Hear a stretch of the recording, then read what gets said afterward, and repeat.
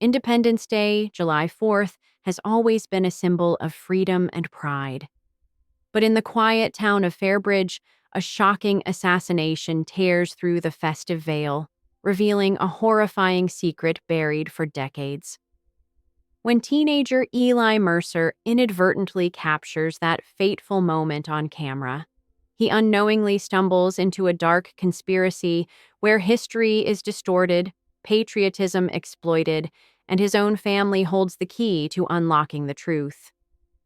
Can Eli expose the true nature of the blood-stained flag before it dyes America's future red? And it all began on a sweltering July 4th, amidst the joyous chaos of Fairbridge's annual parade. The scent of grilled meat mingled with fresh grass and the faint tang of gunpowder from early fireworks. That was the smell of July 4th in Fairbridge, Pennsylvania. A scent Eli Mercer, 17, had known since childhood, intertwined with his mother's bright laughter and the heroic tales of American history his father used to tell before he mysteriously vanished. Independence Day, for Eli, had always been a symbol of family unity and pride, a tradition he and his mother always upheld, like an invisible thread connecting them to the past and to his absent father. Every year, on this day, Eli would wonder if his father was watching fireworks somewhere, and if he remembered the stories they used to share under the Fairbridge night sky. The joy of the holiday always came with a small emptiness in Eli's heart, a void that only the ghost of his missing father could fill. Eli stood amidst the fervent crowd on Liberty Avenue, the school's professional camera held firmly in his hands. The camera was his companion, his way of seeing the world and preserving moments. His personal documentary project was titled Independence Day Through the Eyes of the Younger Generation. A somewhat cliché name, but Eli genuinely wanted to capture the authentic moments, the radiant faces, the small details that made up the soul of this holiday. He panned his camera across children with ice cream-smeared faces waving small flags, old veterans with distant eyes standing at attention, and families gathered on folding chairs, chatting and laughing. The bright July sun shone down, making the red, white, and blue of their outfits and hair ribbons even more vibrant. The Fairbridge High School marching band struck up Stars and Stripes Forever, its majestic sound blending with the cheers of the crowd. The rhythmic drums, the soaring trumpets, created a symphony of joy and pride. The parade, with its elaborately decorated floats and dancing groups, advanced to the main square, where Mayor Walter Greaves awaited on the honored platform. Mayor Greaves, a middle-aged man with neatly combed gray hair and a friendly smile, was a symbol of stability and trust in Fairbridge. He was widely respected, and his presence at the ceremony always brought a sense of reassurance.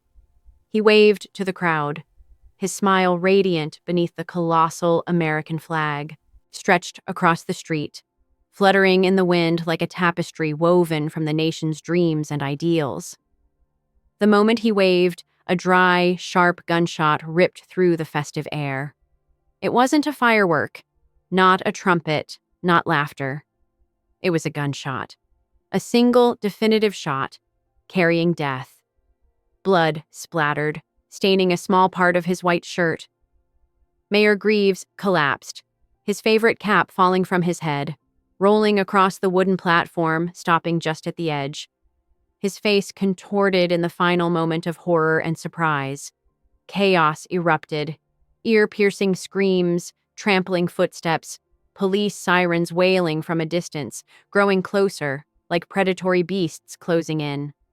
The crowd dispersed, jostling each other to find an escape, stepping on small flags, paper hats, the remnants of a joyful day that had been shattered. Panic spread like wildfire, transforming a celebration into a nightmare. Amidst the pandemonium, Eli still clutched his camera. His hands trembled, but the instinct of a filmmaker kept him from letting go. He didn't intentionally pan his camera towards the giant flag, but in the instant Greaves fell, his lens inadvertently captured a small but ominous detail. The American flag, usually flat in the wind, bulged subtly just before the gunshot, as if something had been propelled from behind it. Eli didn't immediately grasp the meaning of that image in the throes of panic, but it had been recorded, an invisible clue, a horrifying secret waiting to be uncovered. He didn't know that this moment had changed his life forever, pulling him into a web of conspiracy far deeper than anything he had ever imagined. The festive chaos of moments ago had morphed into a chilling tableau. Police sirens now screamed, not just wailing from a distance, but converging on Liberty Avenue, their flashing lights painting the scene in stark blues and reds. Uniformed officers, grim-faced and efficient, quickly established a perimeter, pushing back the stunned, murmuring crowd. Eli, still clutching his camera, was ushered behind a makeshift barricade, his mind replaying the horrific scene. The air, once thick with celebration, now carried the metallic tang of fear and the acrid scent of gunpowder, a stark reminder of the violence that had just unfolded. The festive banners and balloons seemed to mock the somber mood, swaying gently in a breeze that felt suddenly cold. Detectives in plain clothes moved with practiced urgency, their eyes scanning every inch of the platform where Mayor Greaves had fallen. Every discarded piece of confetti, every scuff mark on the wood, was scrutinized. It didn't take long for them to find it. A high-powered sniper rifle, meticulously secured with industrial-strength clamps behind the colossal American flag. Its barrel precisely aligned with the exact spot where the mayor had stood just moments before. The weapon was attached to a sophisticated remote control device, a small, sleek black box designed for precision and absolute anonymity. Forensic teams swarmed the area, dusting for prints, collecting fibers, but their efforts seemed futile. No fingerprints were found on the rifle or the mechanism, no stray hairs, no discernible DNA. The police chief, a stern man named Miller, appeared briefly before the assembled press, his face a mask of grim determination. He was tight-lipped and evasive, initially hinting at a local anti-government extremist group, a common scapegoat for such acts. But no one claimed responsibility. No rambling manifesto was issued. No political demands were made. This eerie silence, coupled with the professional, almost surgical execution of the assassination, created a subtle undercurrent of controversy among the public and within the nascent investigation. Was this truly the work of a disgruntled domestic terrorist, or something far more intricate, more cold-blooded, orchestrated by unseen hands? Back home, the silence of his room was a stark contrast to the earlier pandemonium, almost suffocating in its stillness. Eli sat hunched over his laptop, the glow of the screen illuminating his pale, drawn face. His fingers trembled as he clicked play on the raw footage from his camera, the horrifying scene unfolding before him again. He watched the moment of the shot, again and again, his eyes glued to the giant flag, searching for anything, any anomaly he might have missed in the chaos. Then he saw it, clearer this time, magnified on his screen, pixel by pixel, the subtle bulge just before the gunshot, a fleeting, almost imperceptible movement that most would dismiss as a trick of the wind, a mere ripple in the fabric. But Eli knew better. His filmmaker's eye, trained to spot the minutiae, screamed at him. Something had been there. Something had been propelled from behind that flag. It wasn't the wind. It was deliberate. He scrubbed through the footage, frame by frame, meticulously searching for any other anomaly, any hint of a human presence. The crowd was a blur of panicked faces and flailing limbs, But then, in a blurry, chaotic pan of the crowd immediately after the shot, he caught it. A fleeting glimpse of a man. He was dressed in a meticulously recreated Civil War soldier's uniform, complete with a kepi and a faded blue jacket, a common sight in Fairbridge's historical parades, often worn by local enthusiasts. But this man wasn't celebrating. He was moving with an unnatural, almost desperate urgency, pushing through the panicked masses, his face obscured by the brim of his cap and the sheer speed of his departure. Eli felt a cold knot form in his stomach. This man had either seen something crucial, a key piece of the puzzle, or worse, was directly involved in the mayor's death. Eli quickly cross-referenced with the local Historical Reenactment Society's roster, but no one Eli knew, no regular participant, matched the man's build or the strange, hurried way he moved. Later that evening, the house felt too quiet, too empty. Eli found his Aunt Sarah in the living room, nursing a cup of tea, her usually vibrant, inquisitive eyes distant and troubled as she watched the endless news reports looping on the television.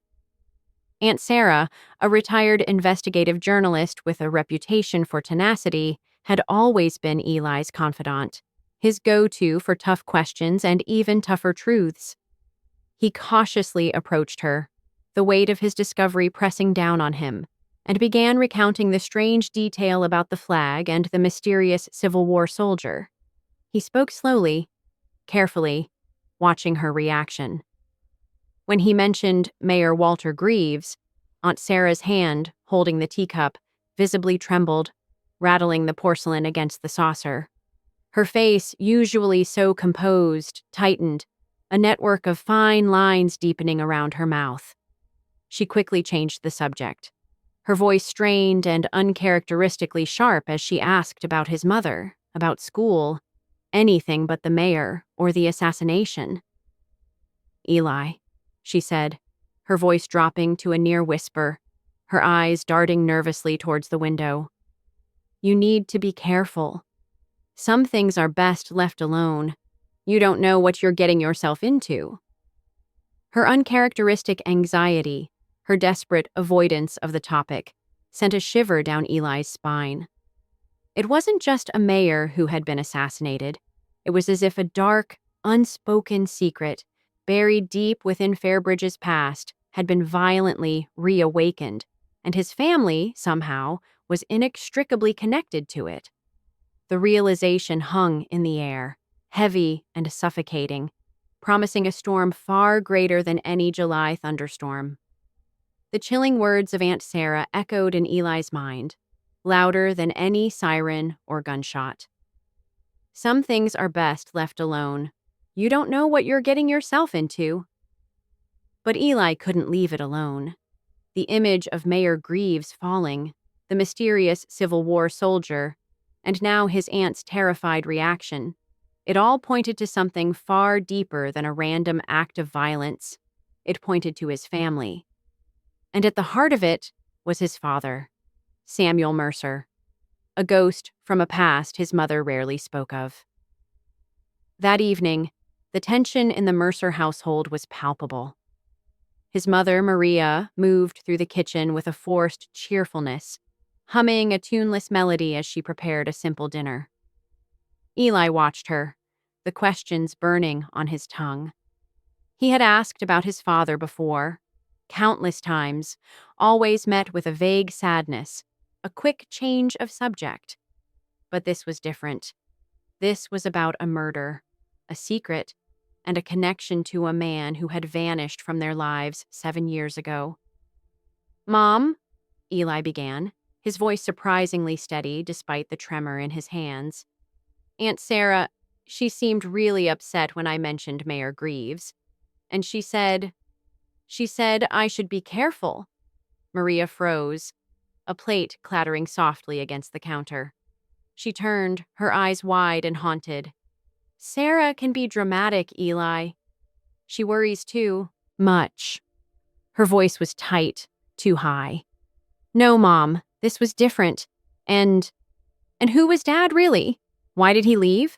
What happened in 1976? The last question tumbled out, a direct hit, born from the vague dread Aunt Sarah had instilled. Maria's forced composure shattered. Her shoulders began to shake, and silent tears streamed down her face. She sank onto a kitchen chair, burying her face in her hands. "You don't understand, Eli," she sobbed, her voice muffled. "You just don't understand. He was a hero once. My hero. But then everything changed. It all just fell apart." Her words were fragmented, laced with a pain that was raw and profound, yet offered no concrete answers, only deeper mystery. Eli felt a pang of guilt for causing her such distress, but the need to know, to understand this sudden, terrifying connection was overwhelming. He felt a profound sense of betrayal, not by his mother, but by the silence that had shrouded his family for so long. Later, while his mother slept, exhausted by her tears, Eli found himself drawn to the attic. It was a forbidden zone, a dusty repository of forgotten memories, especially those of his father. Maria had always insisted it was too messy, too dangerous. A flimsy excuse Eli now understood was a shield against painful truths. Armed with a flashlight, he climbed the creaking stairs, the air thick with the smell of old paper and mothballs. Boxes were stacked haphazardly, labeled with faded markers. Christmas decorations, old clothes, Maria's college notes. But Eli was looking for one specifically, the one marked simply Samuel. It was tucked away in a dark corner beneath a pile of old blankets. Eli pulled it out, dust motes dancing in the beam of his flashlight. Inside, among yellowed photographs and tarnished military medals, he found it. A thin, brittle envelope addressed to his mother, dated 2001. His father had left it behind, a final desperate message. His heart pounding, Eli carefully unfolded the letter. The handwriting was his father's, familiar yet strained, almost frantic. He scanned the lines, his breath catching in his throat as he reached a particular passage. "Maria, my love, if they ever find out about 1976, I and Greaves won't survive. You must forget me, for your safety and Eli's. Don't look back. Don't try to find me. Just live. Please." The words hit him like a physical blow. 1976. The year Aunt Sarah had reacted to. Greaves. The murdered mayor. His father wasn't just connected. He was deeply, dangerously entangled. A hero, his mother had said. What kind of hero would be involved in something so dark that it would force him to disappear and threaten his life decades later? Just as the full weight of the revelation settled upon him, a faint creak from downstairs jolted Eli. He froze, listening. Another creak, closer this time, from the hallway below. Someone was in the house. Not his mother. She was asleep. Panic seized him. He quickly folded the letter, stuffing it into his pocket, and grabbed the memory card from his camera, which he had been reviewing earlier, tucking it into his jeans. He had already uploaded a backup of the footage online, a habit ingrained from his film class, but the original card felt like a tangible piece of evidence. A shadow flickered past the doorway of his room. Eli held his breath, pressing himself against the wall. A figure, cloaked in black, wearing a featureless mask, slipped silently into his room. The intruder moved with chilling efficiency, heading straight for Eli's desk, specifically targeting his camera. They rummaged through his backpack, tossing aside books and papers, clearly searching for the memory card. Eli watched, heart hammering against his ribs, as the masked figure snatched his camera, examined it, then tossed it back down in frustration when they couldn't find the card. They didn't take anything else of value, only searching for that one specific item. After a few more frantic searches, the intruder slipped out as silently as they had come. Eli waited, trembling, until he heard the faint click of the front door. He was no longer just a curious teenager. He was a target. The question that screamed in his mind, louder than any siren, was no longer just about his father's past, but about his own present and future. What has my family been hiding from me all these years? And how deep does this go? The chilling encounter with the masked intruder had left Eli shaken, but also galvanized. The fear was real, the threat undeniable.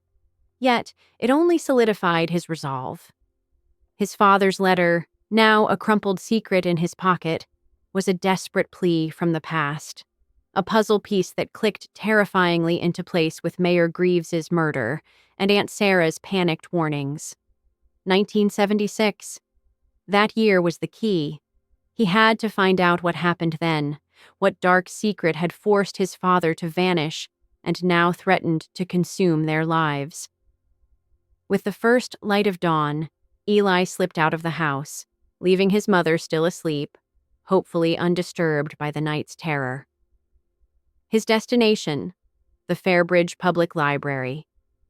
It was an old, imposing brick building, usually quiet and sparsely populated, a place where history was supposed to be preserved, not buried. Eli hoped to find answers there, perhaps in dusty archives or forgotten microfilms. He headed straight for the local history section, a small, dimly lit alcove filled with faded yearbooks, town council minutes, and local newspapers. He typed 1976 Fairbridge and Liberty 76 into the library's archaic search system. The results were frustratingly sparse. News articles from that year focused on the bicentennial celebrations, the festive parades, the patriotic speeches. There was no mention of any incident, any unrest, let alone a massacre. It was as if the year had been scrubbed clean of anything but celebratory fanfare. The public record was a blank wall, a conspiracy of silence. Eli felt a cold dread creep over him. Was it possible? Could something so horrific truly be erased from history? Just as he was about to give up, pushing his chair back with a frustrated sigh, the librarian, an elderly woman named Mrs. Henderson, shuffled over to his table. She was a quiet, unassuming figure, with spectacles perched on her nose and a perpetual air of gentle curiosity. She had watched Eli for a while, noting his intense focus and growing frustration. "Trouble finding what you're looking for, dear?" she asked, her voice soft, almost a whisper. "You've been looking at those old records for hours. Most young people don't bother with anything before the internet." Eli hesitated, then decided to take a chance. "I'm looking for something specific from 1976, Mrs. Henderson. Something that might have been covered up." He lowered his voice. "About something called Liberty 76? Mrs. Henderson's eyes, usually mild, sharpened behind her glasses. A flicker of recognition and then a deep sadness crossed her face. She looked around as if checking for unseen ears, then leaned closer. "Samuel Mercer," she murmured, her gaze fixed on Eli. "You have his eyes. He used to spend hours in here too before he left." She paused, a wistful look in her eyes. "He left something with me, years ago. Said it was for when the truth finally needed to breathe. I always wondered if anyone would ever come looking for it." She shuffled away, disappearing into the labyrinthine stacks, and returned moments later with a small, worn, leather-bound notebook. It looked old, its pages yellowed and brittle. "He asked me to keep it safe," she said, handing it to Eli. "Said it was his personal journal from that time. Never read a word of it myself, of course. But perhaps it's what you're looking for." Eli's hands trembled as he took the notebook. It was his father's handwriting on the cover, a familiar scrawl that sent a jolt through him. "Samuel Mercer, Operation Liberty 76. He opened it, his eyes scanning the cramped, hurried entries. The pages were filled with coded dates, military jargon, and increasingly desperate personal reflections. The truth, when it hit him, was a punch to the gut. The notebook detailed Operation Liberty 76, a clandestine military operation on July 4, 1976, during Fairbridge's bicentennial celebrations. It wasn't a parade, but a brutal massacre of 12 anti-war protesters who had gathered peacefully to voice their dissent. The operation was carried out by a small, secret military unit designed to maintain order and preserve the nation's image on a day of national pride. The entries meticulously documented the planning, the execution, and the subsequent cover-up. And the most damning revelation: the unit was commanded by a young, ambitious lieutenant. His name was Walter Greaves. Eli felt the blood drain from his face. Mayor Greaves wasn't just a victim. He was a perpetrator. His father wasn't just connected. He was a participant.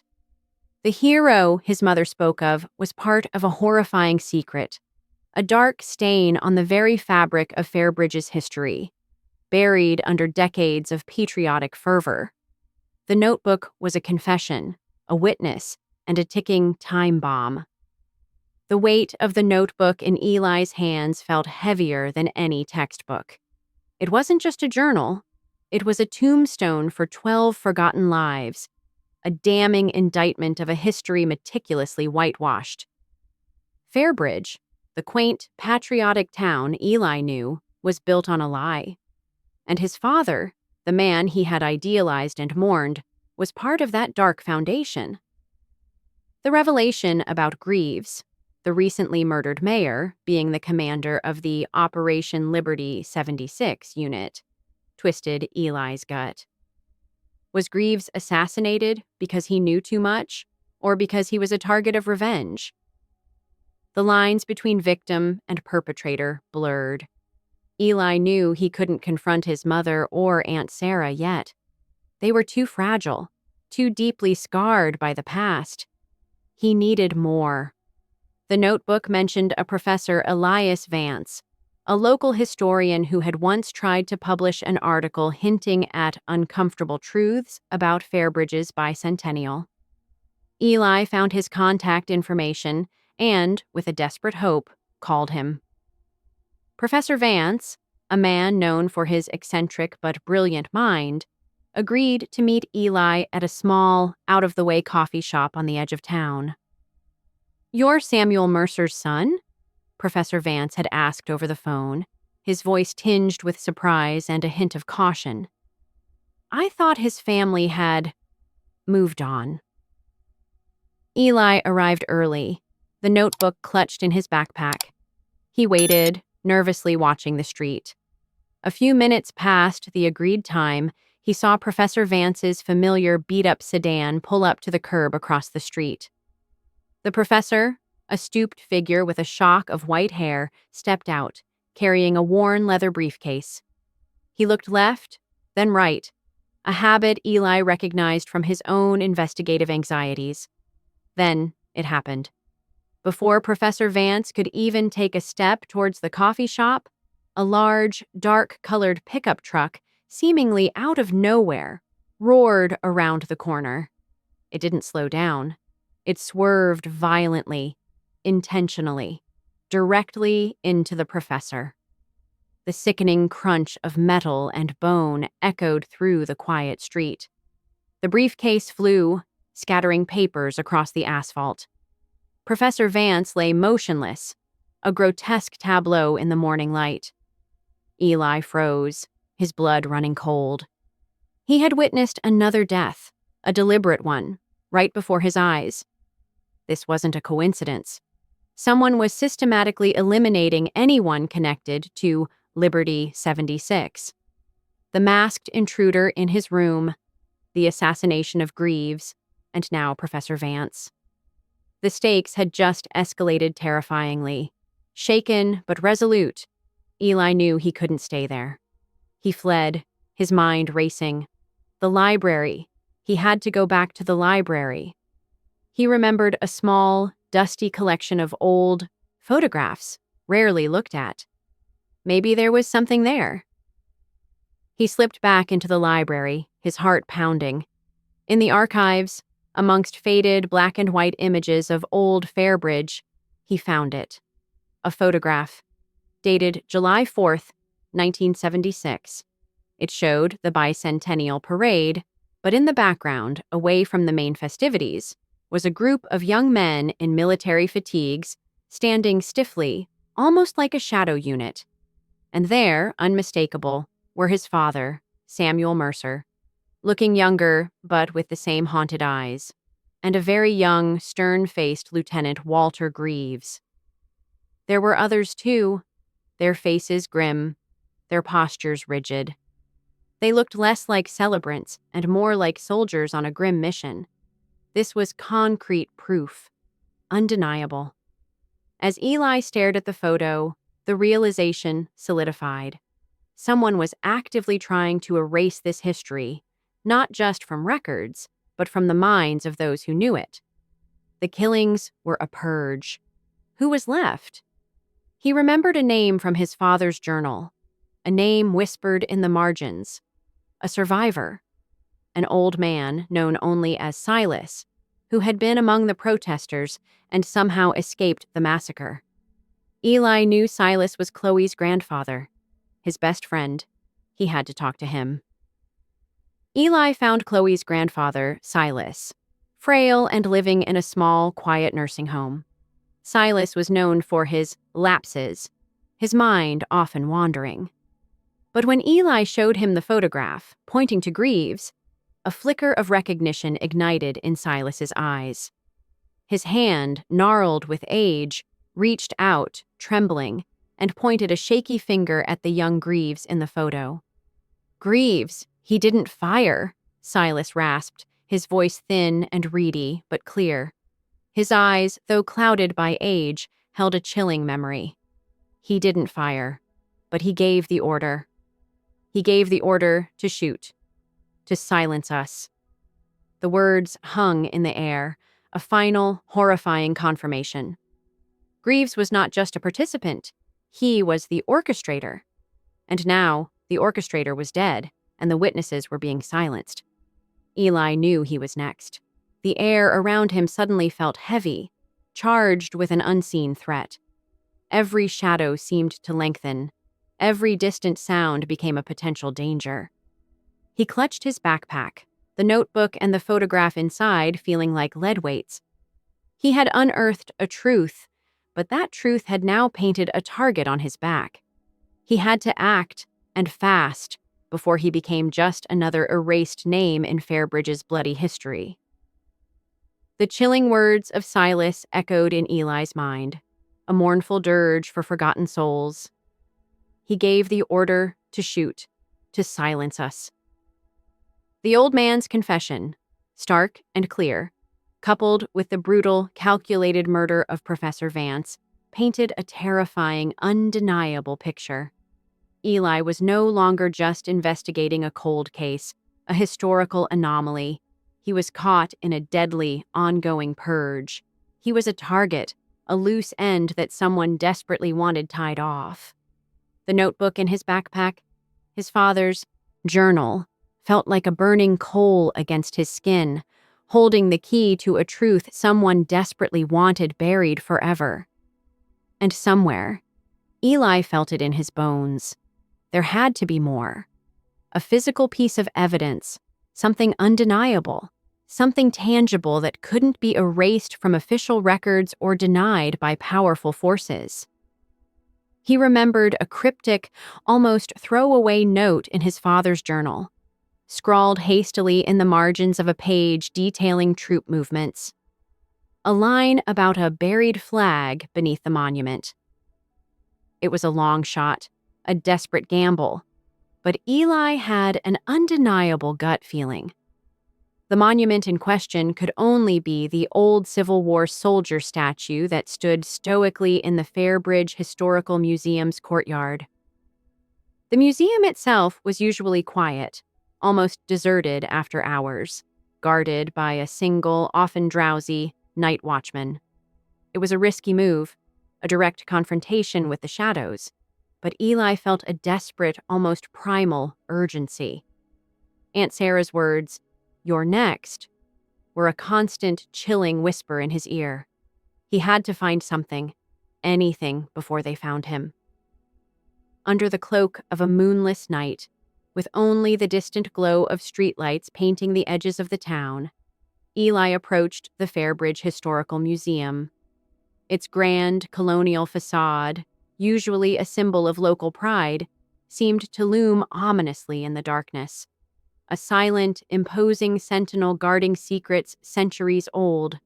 He circled the building, his senses on high alert, until he found a less used side entrance, a service door tucked away behind overgrown bushes.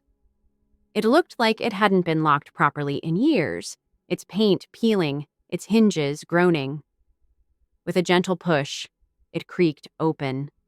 The sound unnaturally loud the profound stillness of the night, revealing a dimly lit corridor that stretched into the museum's depths.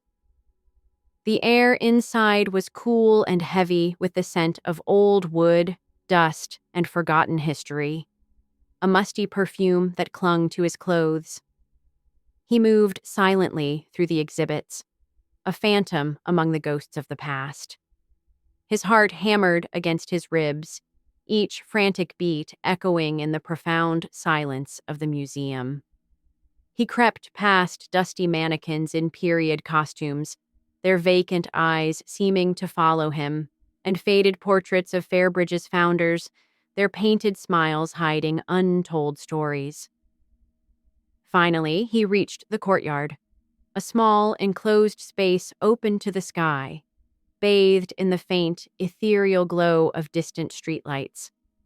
The imposing statue of the Civil War soldier stood tall, its bronze gaze fixed on the empty night, a silent witness to generations of Fairbridge history. Eli began to search the base of the monument, running his hands along the cold, rough stone, feeling for any seam, any hidden compartment, his fingers growing numb in the cool night air. His fingers brushed against a barely visible crack in the stone base, a small, almost imperceptible line that seemed to outline a hidden panel.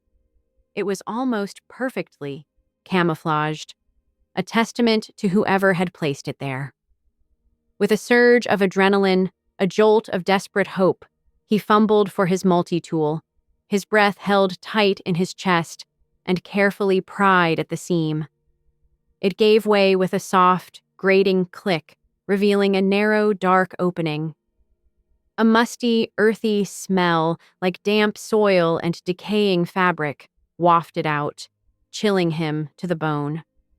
Eli shone his flashlight inside, its beam cutting through the oppressive darkness, revealing a small, damp chamber, barely large enough to hold anything. And there, nestled within, was a wooden chest, old and water-stained, its surface rough with age and neglect. He pulled the chest out, his hands trembling with a mix of anticipation and dread. The lid was heavy, secured by a rusty, corroded latch. With a grunt, he forced it open, the metal protesting with a high-pitched squeal. Inside, wrapped in brittle, yellowed linen that crumbled at his touch, were two items, each one a punch to the gut.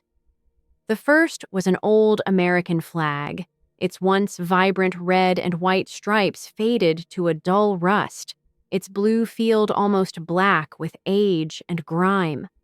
But it wasn't just time that had discolored it. Dark, unmistakable bloodstains marred its fabric, a gruesome, horrifying testament to a violent past. The stains were deep, ingrained, telling a silent story of bloodshed and betrayal. This was it, the buried flag, the physical proof. Beneath it, Eli found the second item, a copy of the Declaration of Independence, its parchment brittle and torn, as if someone had tried to rip it apart in a fit of rage.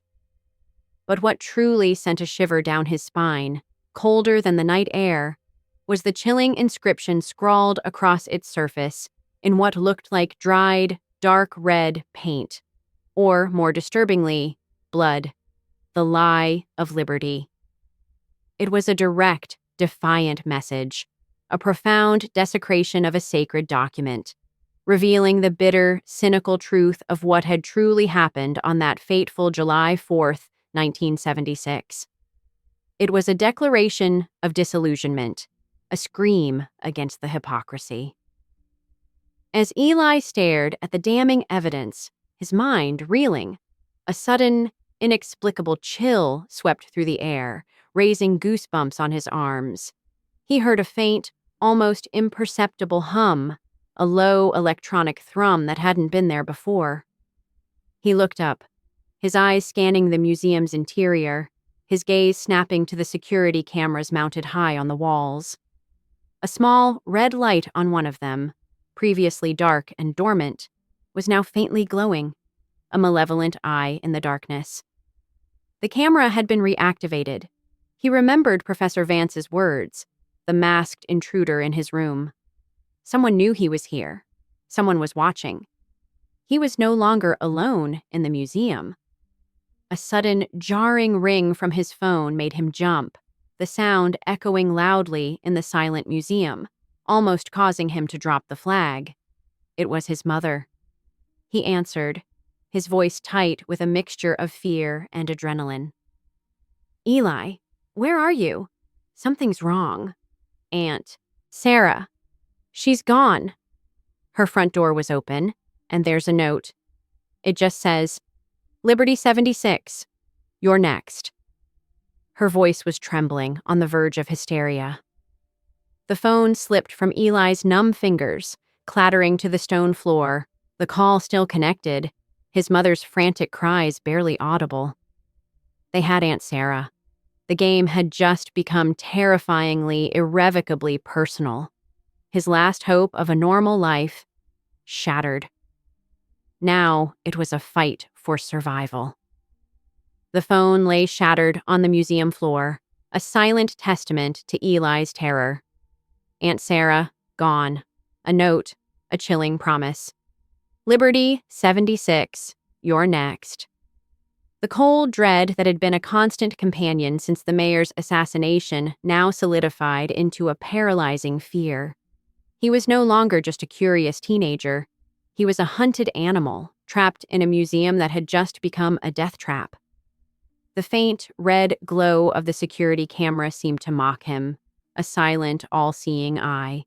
He had to get out. Clutching the blood-stained flag and the defiled Declaration of Independence, Eli scrambled back through the darkened exhibits, his heart a frantic drum against his ribs. Every shadow seemed to hold a threat. Every creak of the old floorboards sounded like approaching footsteps. He reached the service door, fumbling with the latch, his fingers numb.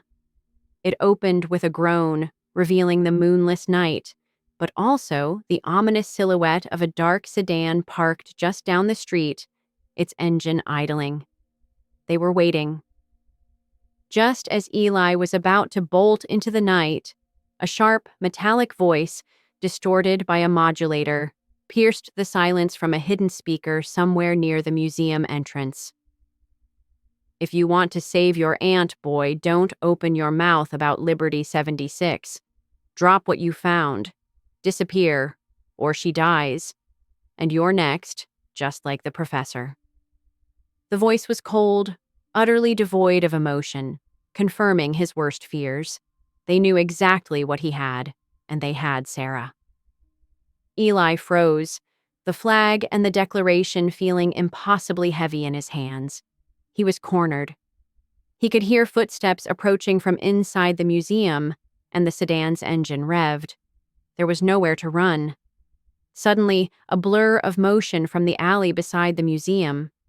A figure, swift and silent as a ghost, emerged from the shadows. Before Eli could react, the figure moved with brutal efficiency, engaging the two men who were closing in from the museum's entrance. There was a brief, violent flurry of punches and grunts, and then silence as both men crumpled to the ground. The sedan's door swung open and another figure stepped out, but before they could raise their weapon, the mysterious newcomer was on them, disarming them with a swift, practiced move. Eli stood, stunned, watching the figure turn towards him. The streetlights cast long, dancing shadows, but as the figure stepped into a sliver of light, Eli's breath hitched. It was a man, lean and hardened, with eyes that held a familiar, haunting intensity. His face was older. The set of his jaw, the way he held himself, it was unmistakable. "Eli," the man's voice was a low, gravelly whisper, filled with an emotion Eli hadn't heard in years. "My son." It was Samuel Mercer, his father, back from the dead. Eli stared, disbelief warring with a surge of desperate hope. "Dad," he whispered, his voice cracking. Samuel didn't waste a second. "No time, Eli. They're coming. More of them." He grabbed Eli's arm, pulling him towards a dark, unmarked van hidden deeper in the alley. "Get in. We need to talk." Inside the van, speeding away from the museum, the silence was broken only by the hum of the engine and Eli's ragged breathing. Samuel drove with a tense focus, his eyes constantly scanning the rearview mirror. Eli couldn't take his eyes off his father, a man who had been a phantom for 7 years, now a flesh and blood presence, a protector. "Dad, what's going on? Mom said you were a hero. But that journal? Greaves ... Eli stammered, the questions tumbling out. Samuel gripped the steering wheel, his knuckles white. "Your mother isn't wrong, Eli." "Not entirely. I was a hero, in my own way. Or I tried to be. That journal. It's the truth. I was there, in 76. Part of that unit. We were young, idealistic, told we were protecting the nation from subversives. But what happened? It was a massacre. A cold-blooded slaughter." He paused, his voice heavy with a lifetime of regret. "I tried to expose it, Eli. Internally. I went to my superiors, to anyone who would listen. But they were all connected, higher up than I could imagine. They silenced me. Threatened your mother, threatened you. I had no choice. I had to disappear, to protect you. I've been living off the grid, watching, waiting for the right moment. Or for them to make a move." Samuel's gaze hardened, meeting Eli's in the dim light of the van. And now they have. Greaves was trying to come clean, to expose what happened. That's why they killed him. And now they're cleaning up all the loose ends. Anyone who knows, anyone who might speak. They found out about Professor Vance, and they found out about Sarah. They're preparing to finish what they started, Eli. To correct history. To reenact Liberty 76, but on a scale that will make the original look like a picnic. The words hung in the air, chilling Eli to the bone. His father, a ghost, was back, but he brought with him a truth far more terrifying than any ghost story. The past wasn't just haunting them, it was actively hunting them, preparing to unleash a new, devastating wave of violence on America's most symbolic day. The van sped through the dark, winding roads outside Fairbridge, leaving the museum and its fresh horrors behind. Eli sat in the passenger seat, clutching the blood-stained flag and the torn declaration, their silent weight a constant reminder of the darkness they had just unearthed. His mind reeled, a whirlwind of disbelief and dawning horror. His father, Samuel, was real. He was here, a tangible presence after 7 years of agonizing absence, and he had brought with him a truth that was far more terrifying than any childhood ghost story, far more insidious than the simple act of murder. The past wasn't just haunting them, it was actively hunting them, preparing to unleash a new, devastating wave of violence on America's most symbolic day. "Who are they, Dad?" Eli finally managed to ask, his voice hoarse, barely a whisper against the hum of the engine. Who are these people? And why now? Why, after all these years? Samuel glanced at him, his eyes grim in the faint glow of the dashboard, reflecting a weariness that went bone deep. They are the ones who believe they are the true patriots, Eli. The ones who think America has lost its way, become weak and corrupt under the guise of progress. They see compromise as capitulation and dissent as treason. They want to restore it to some imagined purity by any means necessary, no matter the cost in blood or freedom. He gripped the steering wheel tighter, his knuckles white. And now they have a figurehead, a leader who can rally the disillusioned, the angry, the ones who feel left behind, someone who can give their rage a direction, a purpose. He drove for another few minutes in tense silence, the van's headlights cutting through the inky blackness of the rural roads. Finally, he pulled into a secluded, overgrown lane, barely more than a dirt track, that ended abruptly at a dilapidated old cabin, barely visible among the dense, skeletal trees. "We'll be safe here for a little while," Samuel said, cutting the engine, plunging them into an almost absolute silence, broken only by the chirping of crickets. "It's an old safe house, off the grid. No one knows about it but a few trusted contacts." Inside the cabin, the air was cold and stale. Samuel lit a single battery-powered lantern, its weak glow casting long, dancing shadows that seemed to writhe with the weight of the revelations to come. Eli watched his father's face, etched with years of hardship and a grim determination. Samuel finally laid out the full, chilling scope of the conspiracy, his voice low and steady, yet laced with a deep, simmering anger. Eli listened, his heart sinking with each word, feeling the last vestiges of his innocent world crumble around him. "Greaves, the mayor. He wasn't the mastermind, Eli," Samuel began, his voice barely above a whisper, as if the walls themselves had ears.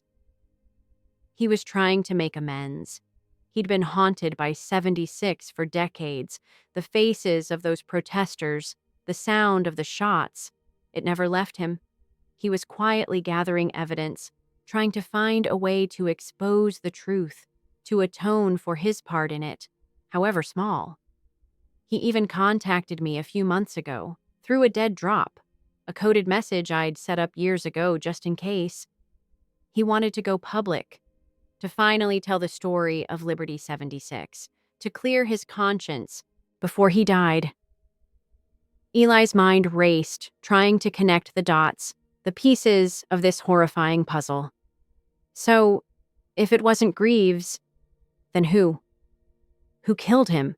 Who's behind all this?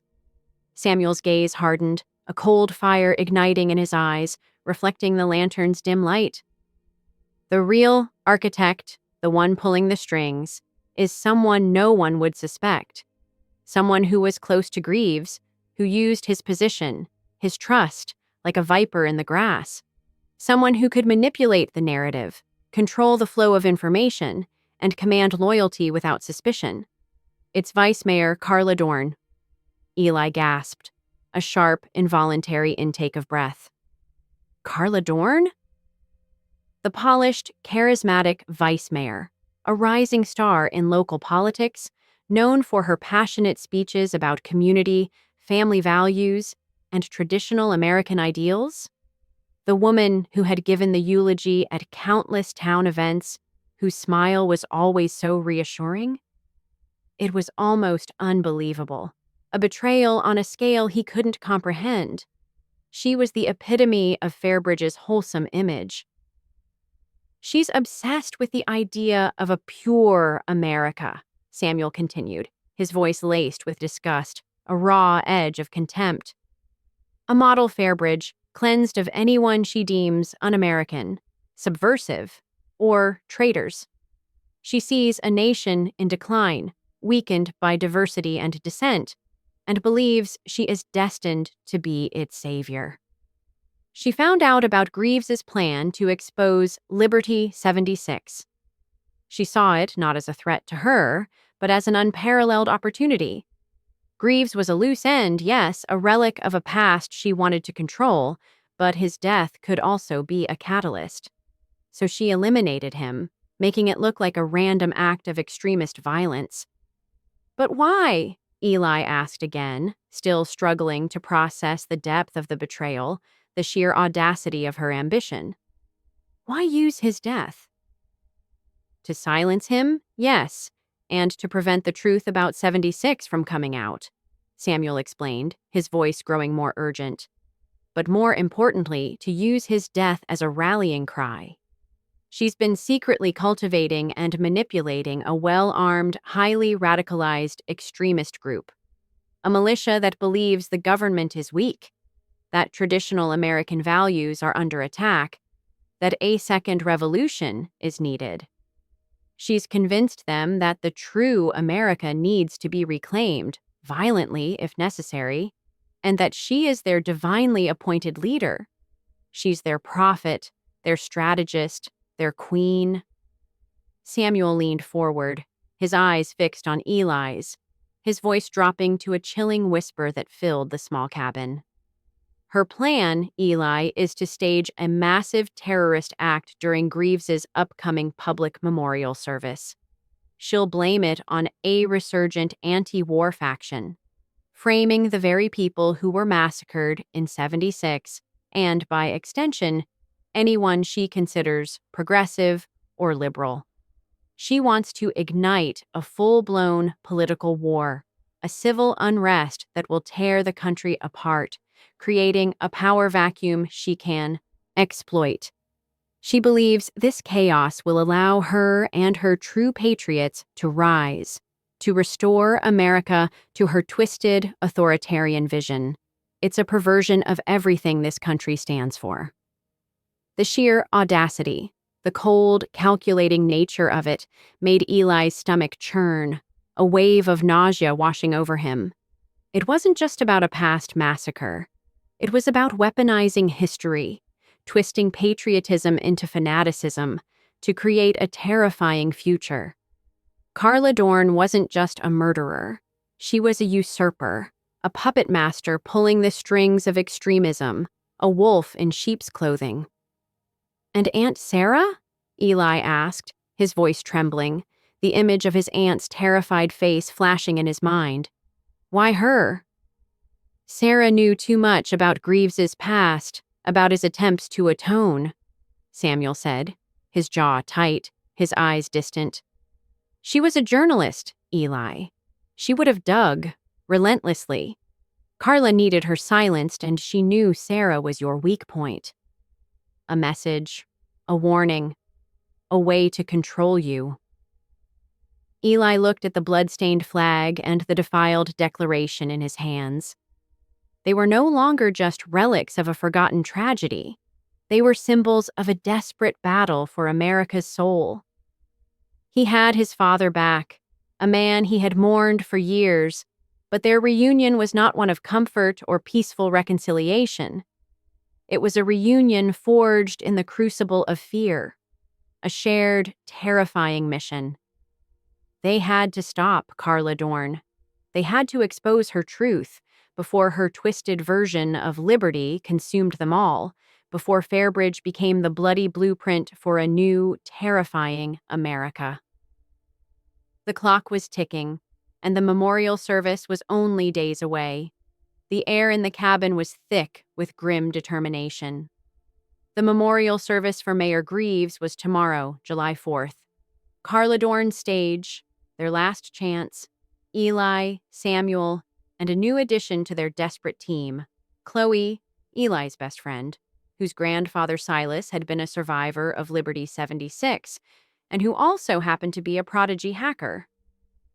Eli had called her, desperate for help, and explained everything. To his surprise, Chloe hadn't flinched. Her eyes, usually sparkling with youthful mischief, had hardened with a fierce resolve. She understood the stakes.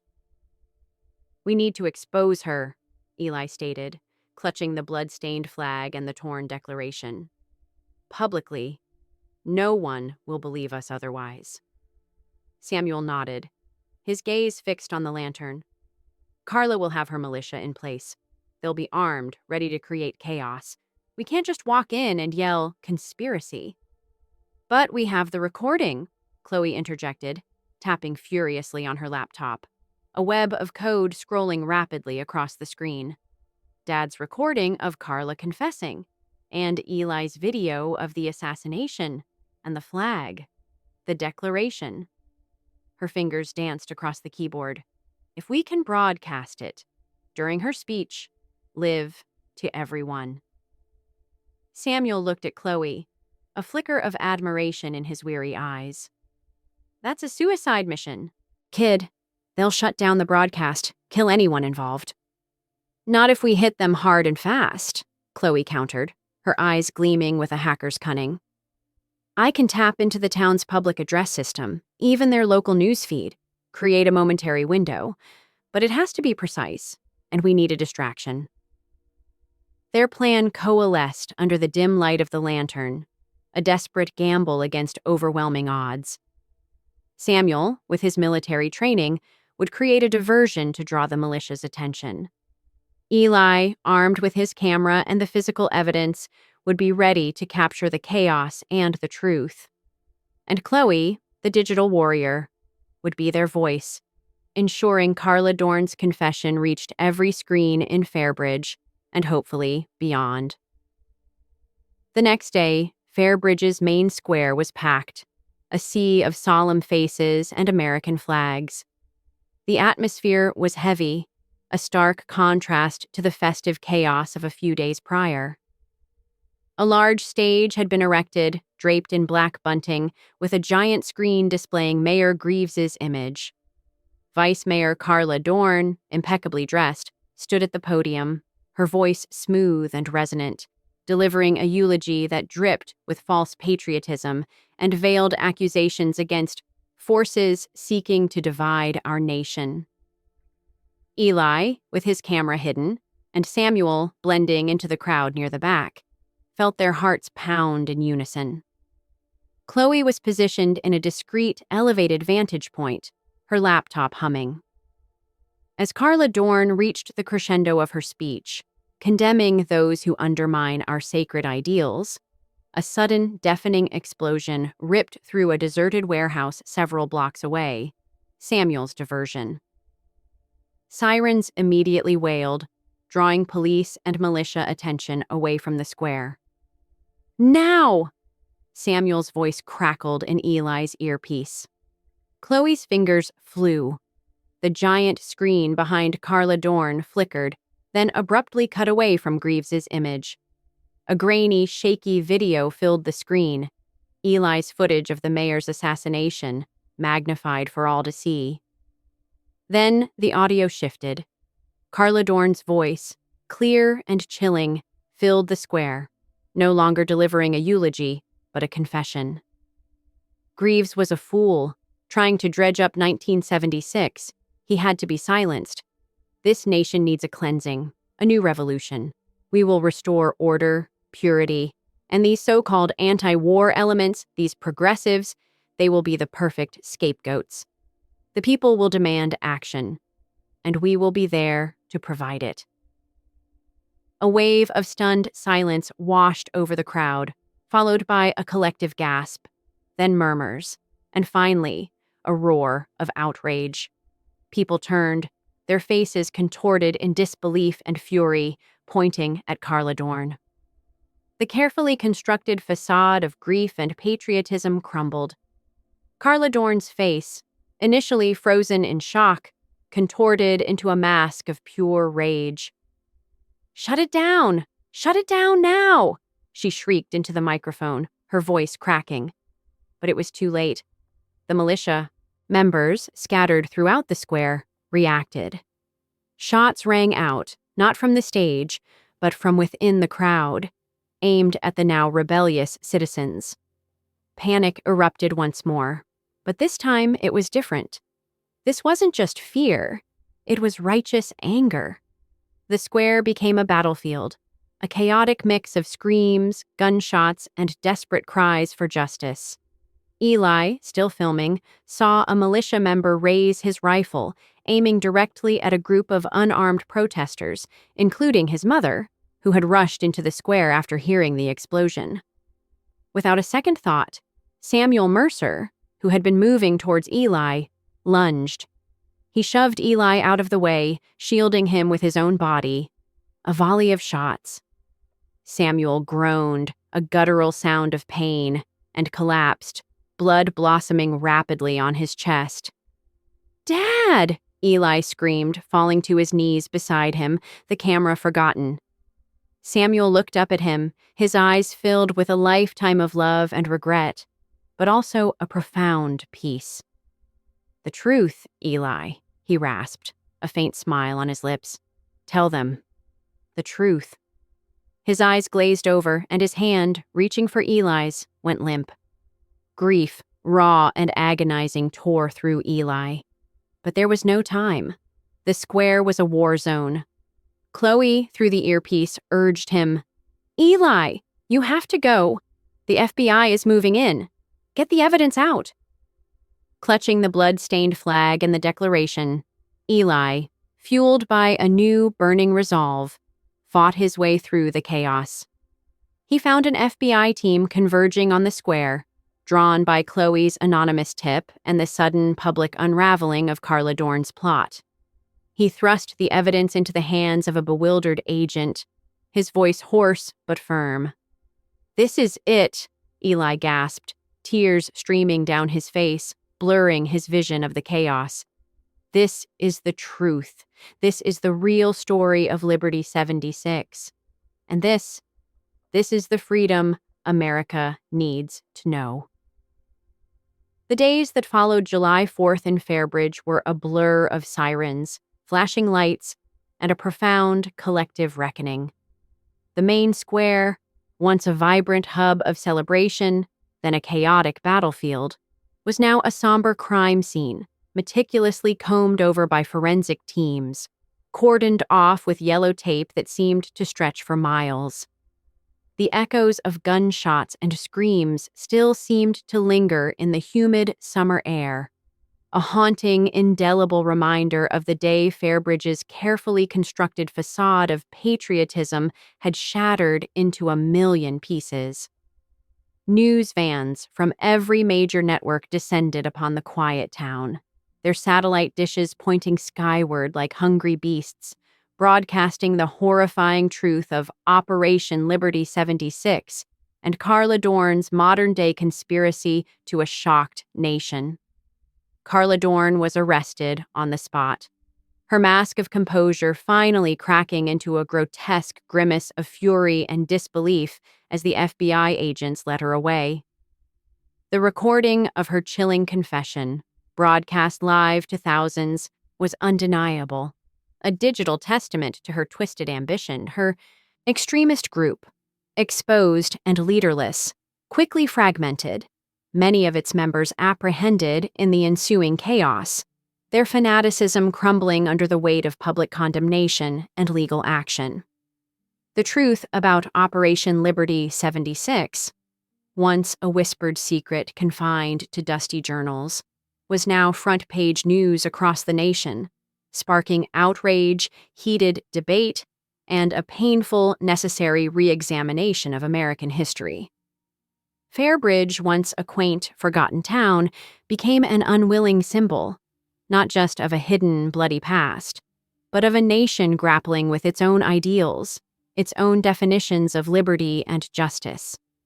For Eli, the immediate aftermath was a disorienting vortex of grief, interviews, and the surreal weight of being a reluctant witness to history.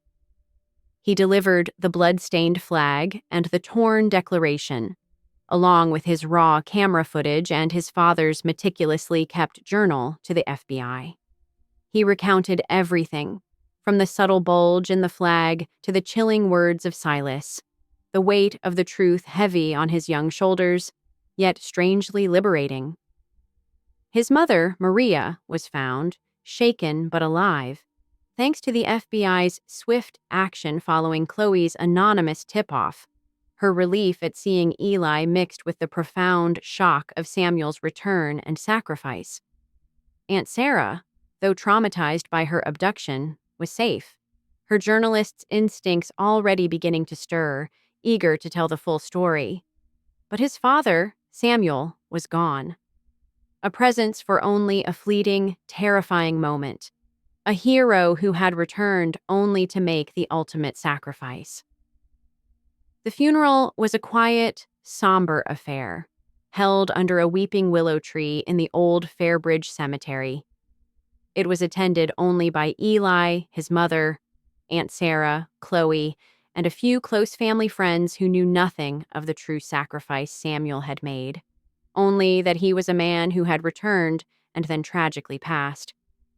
Eli stood by the grave, the weight of his father's final words, "The truth, Eli. Tell them the truth," echoing in his heart, a sacred vow. Samuel Mercer, the phantom father, had returned from the shadows not for himself, but to become a hero, not just to his son, but to a truth that desperately needed to be told. His sacrifice, Eli knew with a burning certainty, would not be in vain. It would be the fuel for his own journey. Weeks turned into months, marked by the slow, arduous process of healing. Fairbridge slowly began to mend, though the deep, indelible scars of that July 4th would forever remain etched in its collective memory. The town council, under new leadership, started initiatives to openly discuss its past, to acknowledge the victims of Liberty 76 with memorials and educational programs, and to foster genuine community dialogue about reconciliation and truth. It was a long road, fraught with difficult conversations and lingering resentments, but a necessary one for a town to truly move forward. Eli participated in some of these discussions, his voice, though young, carrying the weight of first-hand experience. Eli, haunted by the events, found solace and a new direction in the very thing that had pulled him into this nightmare: storytelling. He spent countless hours reviewing his footage, rereading his father's journal, cross-referencing notes, and writing down every detail, every emotion. He realized that his purpose wasn't just to expose a single conspiracy, but to seek out and tell the stories that needed to be heard, the truths that had been buried, not just in Fairbridge, but across the nation. He applied to journalism school, specifically focusing on investigative reporting, driven by a new, profound sense of purpose that transcended personal grief. He would continue his father's legacy, not as a soldier of secrets, but as a soldier of truth, armed with a camera and a pen. One quiet afternoon, months after the chaos had subsided, while sorting through his father's sparse belongings in the small, unassuming room Samuel had kept hidden for years, a room that now felt like a shrine to a life lived in shadows, Eli found it. Tucked away in a false bottom of an old wooden desk drawer, beneath a stack of faded maps and cryptic notes, was a small, unassuming USB drive. It looked ordinary, like any other generic flash drive, but Eli felt a tremor of recognition, a prickle of intuition. This wasn't just a random item. He plugged it into his laptop, his heart beginning to pound with a familiar, anxious rhythm. A single encrypted file appeared on the screen.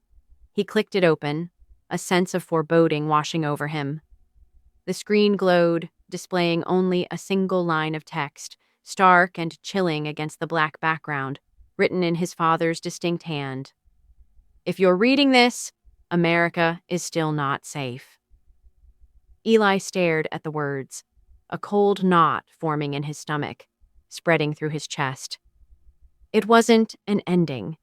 It was a beginning. His father knew.